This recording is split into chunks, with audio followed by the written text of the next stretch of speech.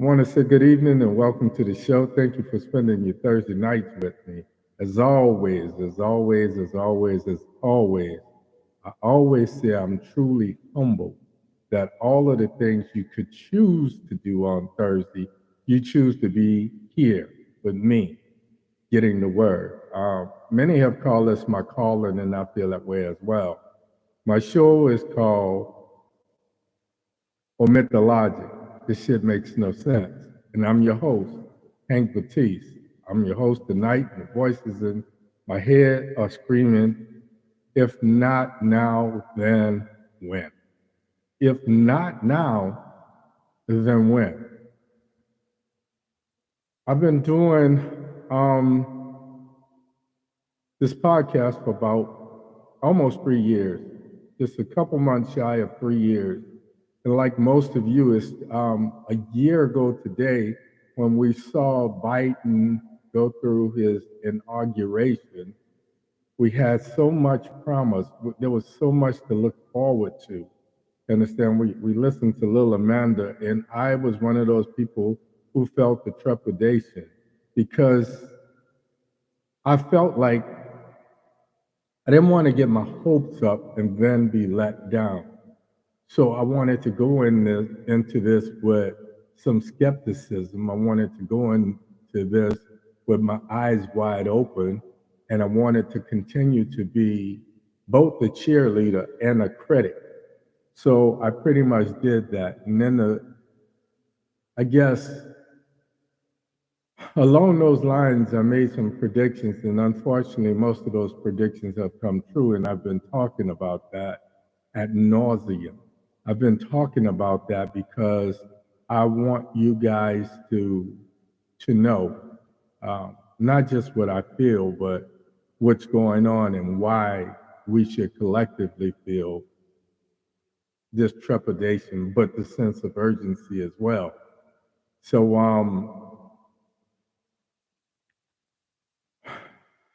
we started off knowing that we were embarking on a new norm. In 2021, we were looking forward to coming out of our quarantine of 2020, and there was so much that we wanted to do. We were looking for a chance to get back and see our families, our chances to travel, a chance to just do some of the things that we had not done in almost a year, and some of us longer than that. Um, we thought that having Biden in there, we thought that having a Democratic, and I hate using the word Democratic in respect to the Democratic Party, the Democrats, because there should be another name, okay? But I'm not going to go off on a tangent.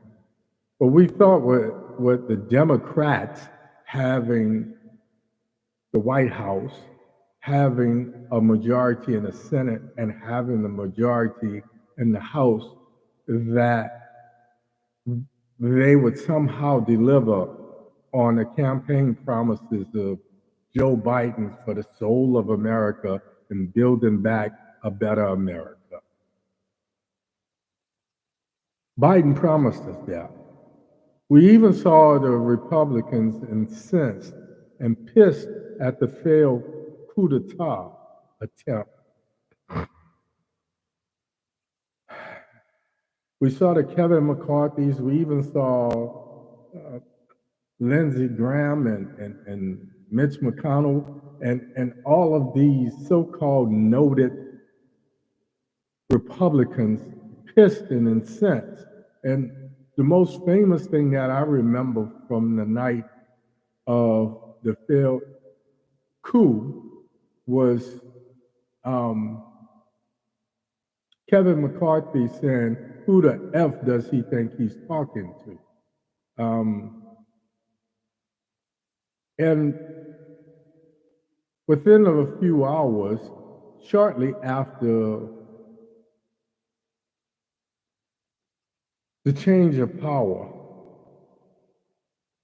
after verifying the delegates and the votes and formally naming Joe Biden the next president, what we saw was them start to pedal backwards. And since then, it's just been it's Charlie Foxtrot. For the first time in my lifetime, for the first time that I could remember, we saw the inauguration being closed to the public because domestic terrorists had stormed the United States Capitol and there were looming threats over the inauguration. And they still had fences and they still had 10,000 or more troops and National Guardsmen guarding the U.S. Capitol. And I, like you, like most of you, I was perplexed how our sophisticated intelligence apparatus and our law enforcement community was crippled by a few thousand radical extremists, domestic radical extremists, who were incited to overthrow the government. This past weekend was the Martin Luther King weekend.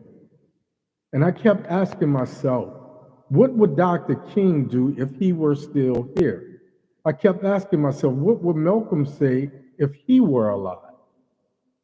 Undoubtedly, Malcolm being a self-professed old farm boy, he would talk about the chickens coming home to roost. I started off as Biden's biggest supporter. And I realized that there were no more Martins, there were no more Malcolms, there were no more JFK, there were no more RFK, there was no more Thurgood Marshall sitting on the highest court in the land.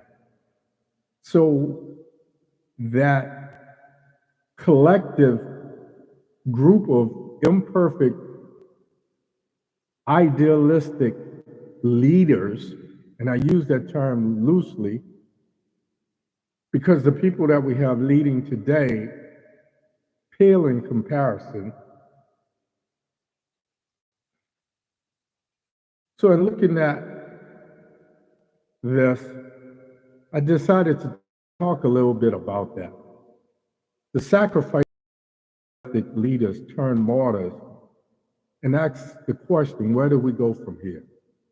So tonight's show is called, If Not Us, Then Who? My name is Hank Batiste. This is OMITdaLOGIC. This just makes no sense, but we're going to try to make sense of it. Let's do this. Before I get into the meat and potatoes of tonight's show, I want to give a shout out to those of you that answered my call, those Facebook family members who understood the assignment. I asked some of you to go in to weigh in on, to evaluate the first two shows that I did, the two podcasts of 2022. What I did not tell you, that I am a scientist. You know me, I'm Mr. Attention to Detail. You know me, I'm about perfection and I'm this, that, and the other. What I didn't tell you is that I was conducting a little bit of a social experiment. What I did not tell you is that I had an ulterior motive. What I did not tell you is I wanted to prove or disprove a hypothesis that I formed in my mind, that a lot of you say that you're not into politics. And what I wanted to prove or disprove to myself and then to you was that it's not that you're not into politics, it's just that you've been disillusioned, you've been let down, you've been time and time again. It reminds me of the little kid waiting around for the dad who never shows up. And that's been our experience with politics and politicians of today. So I wanted to prove that to myself. because those people that I chose, I knew really cared. I knew they cared enough. Even though you say you're not into politics, you understand the challenges of this millennium. You understand the challenges of this decade. You understand what we're going through. And more importantly, I think that we collectively could make a difference.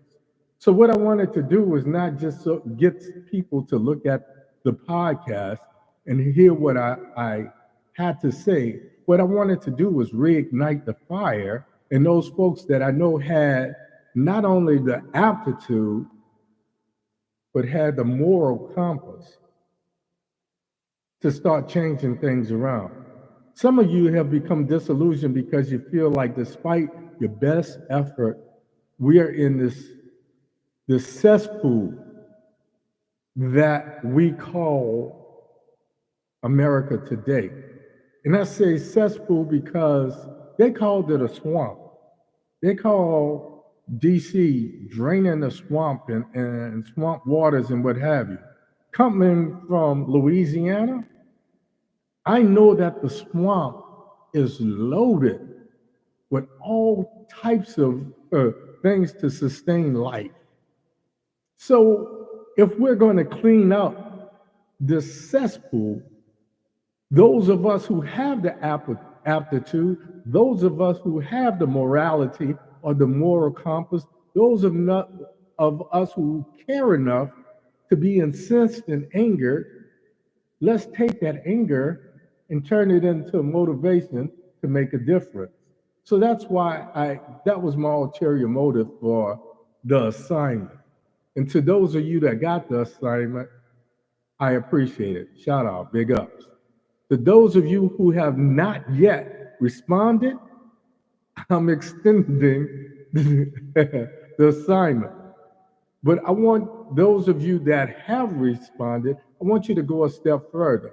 I like some of those comments on YouTube. And the reason I would like some of them on YouTube, because it encourages other people that don't know me to go and check out the podcast. Because let's face it, everybody and their mama and their dog Spot has a podcast today. And they're talking about a whole lot of things. But those people that are not getting tired, those people that have not been turned off by politics, those people that are energized and engaged today, unfortunately, are those people that are following the hate card and the white fright and the white fear. So I said all of that to say this. I need you guys to go to my YouTube.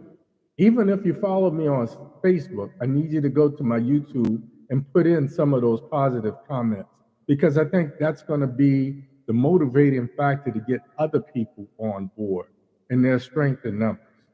So thank you, big shout out. Let's move on. What happened to Joe Biden? Last week I did an evaluation of Nancy Pelosi. And I started to do the same thing this week, but I decided to take it a little further. I wanted to talk about the duality, if you will, of this Joe Biden. There seems to be two. What happened to the Joe Biden that was Obama's hatchet man? It seems that Joe Biden forgot the assignment. It seems that Biden stopped working for the people and started working at getting along with Congress. It seems that Joe Biden forgot the assignment that he's here. He's no longer there. They're no longer his colleagues. They're his subordinates. And until he reminds himself of such and start to behave as such, we're going to have this situation going on that we have going on. It seems that Joe Biden has forgotten his words of making billionaires pay their fair share of taxes. Billionaires made out like bandits during the pandemic. I keep saying this over and over and over again because I want you to understand. A man by the name of Elon Musk is about to become a trillionaire. And this man is talking about implanting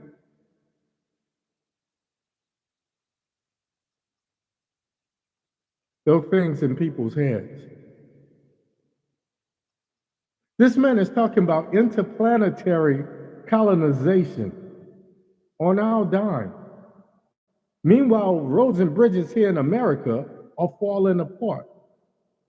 Meanwhile, social programs for people right here on Earth are falling by the wayside.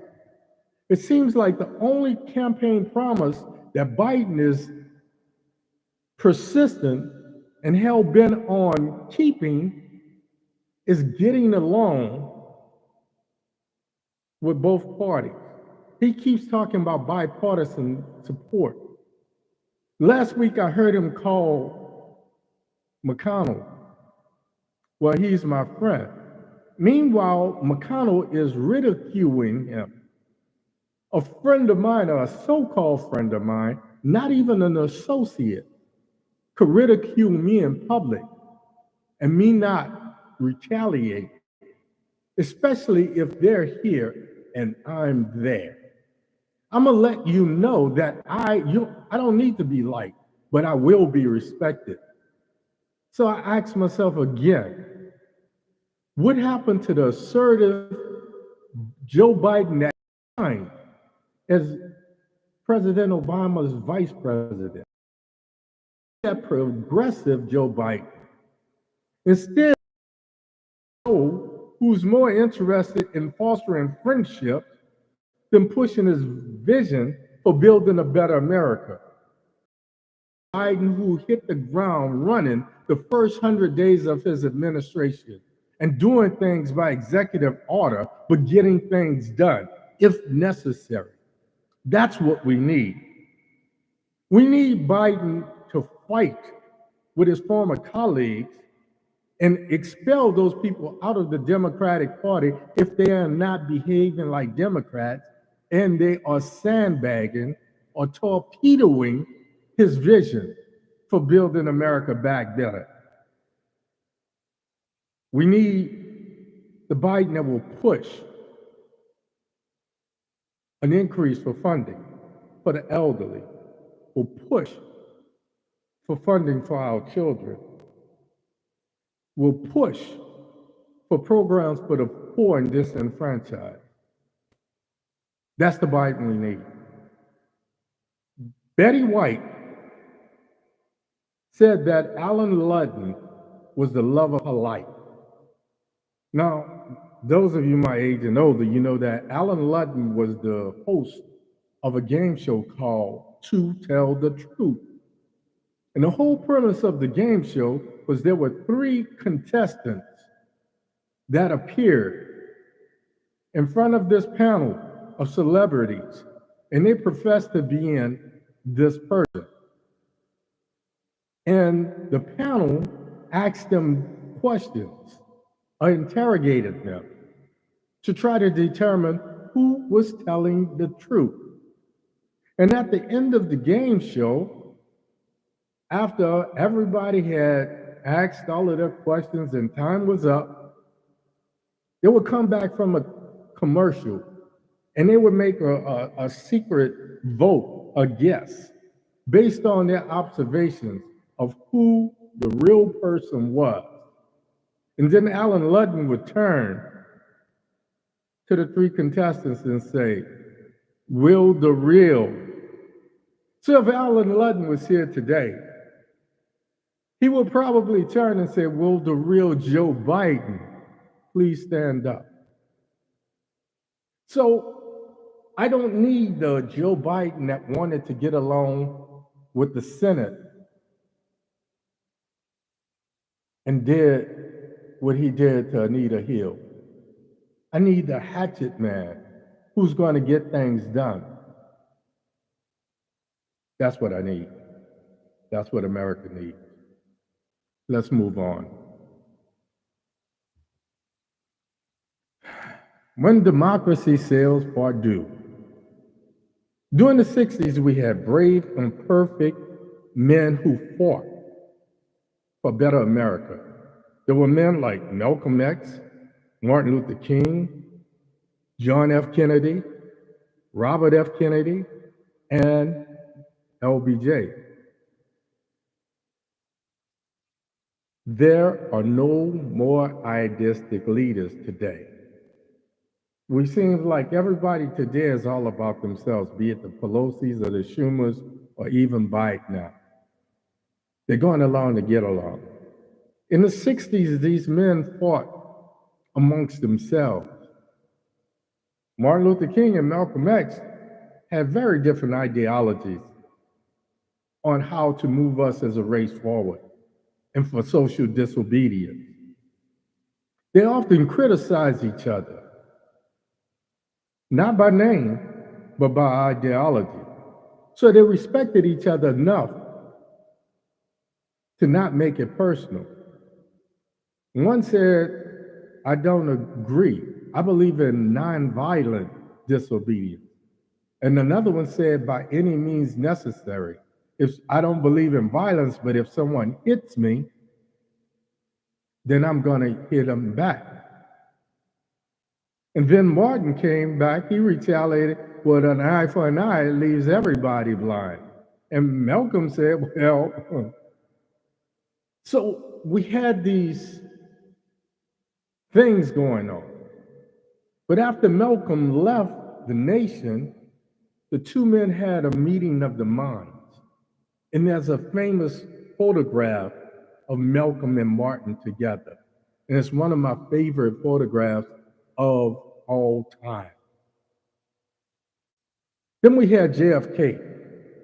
He fought for civil rights, and then he fought with Dr. King as well, because he felt like progress was going to move slower. It would take more time.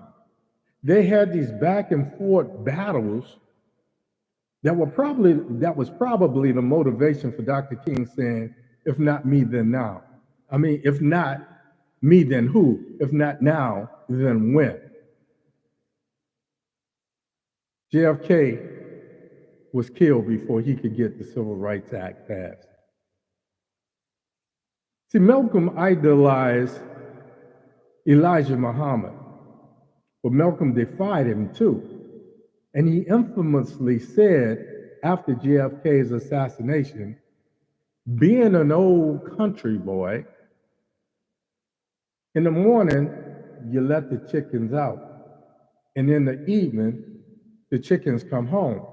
So what happened, I see, is the chickens coming home to roost. And it was one of the reasons that Malcolm was supposedly silenced by Elijah Muhammad. And it was the beginning of the end of the relationship between he and the nation. Now, RFK, or Robert Francis Kennedy, was JFK's, John Fitzgerald Kennedy's, Attorney General. Despite the deals, the rumored deals, that Joe Kennedy, their dad, made with the mafia, Robert Kennedy aggressively went after the mob, aggressively went after the mafia kingpin. Being from New Orleans, there's a mafia kingpin by the name of Carlos Marcellus. Of course, he's no longer living, but if you watch the movie JFK, you hear all of this reference to Carlos Marcellus. On the day that John F. Kennedy was assassinated, unbeknownst to most, Robert Kennedy was in the federal courthouse in New Orleans trying to get Marcellus deported. Some say that was the perfect alibi for the strings that Marcellus pulled in having Kennedy assassinated.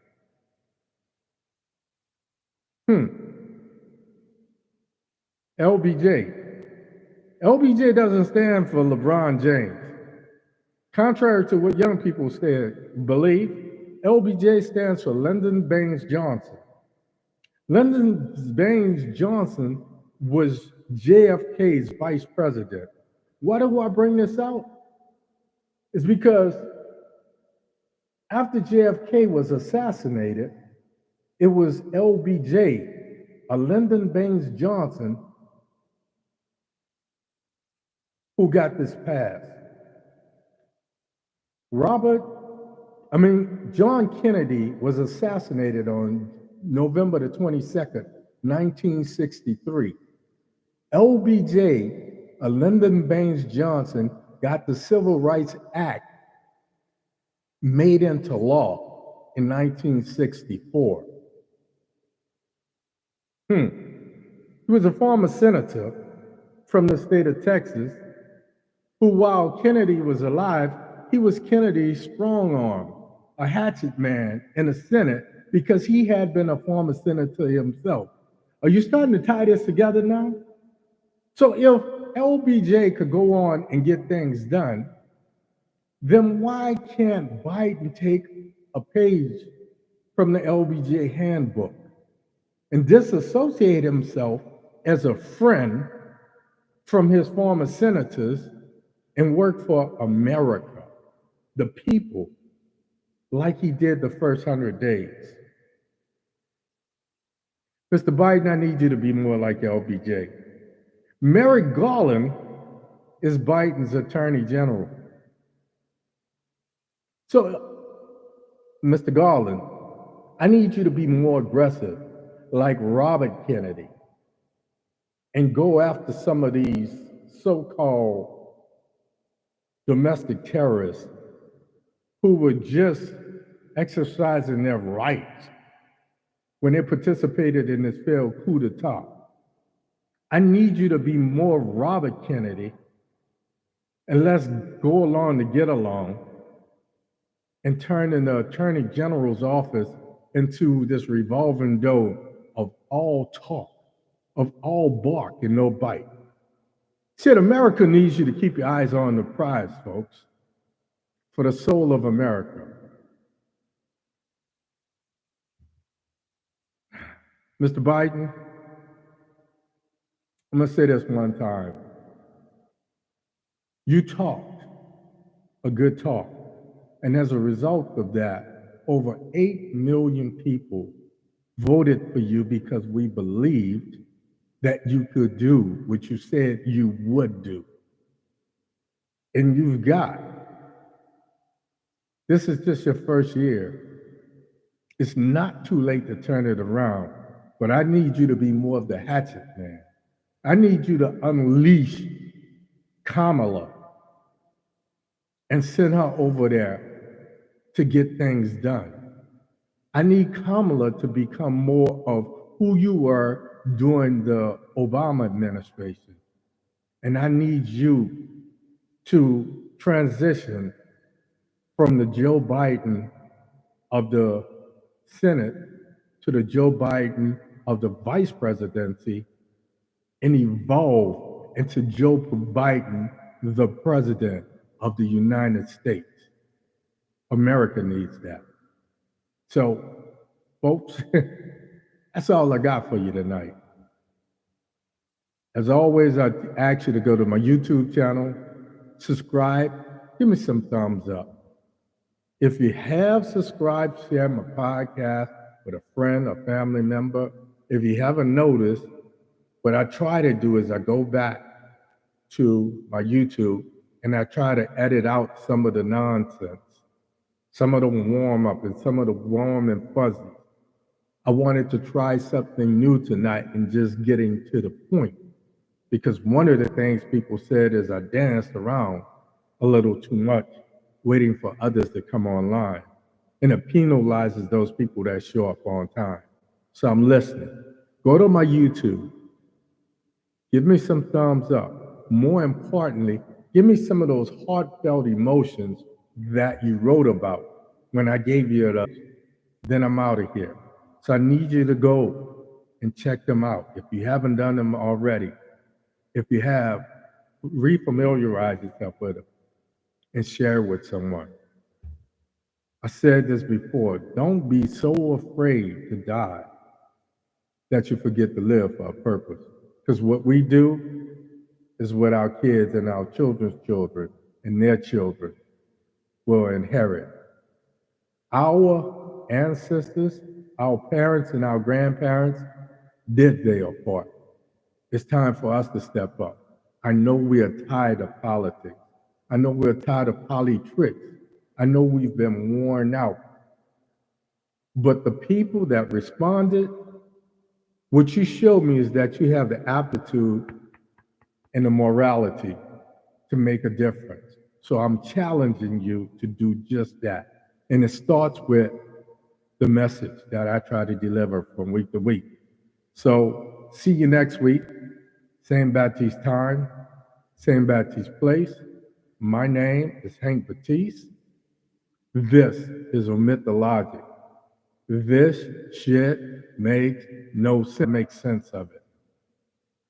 As always, important, I wish you love, I wish you peace. And like the man, Calgary, I'm out of here. I love you.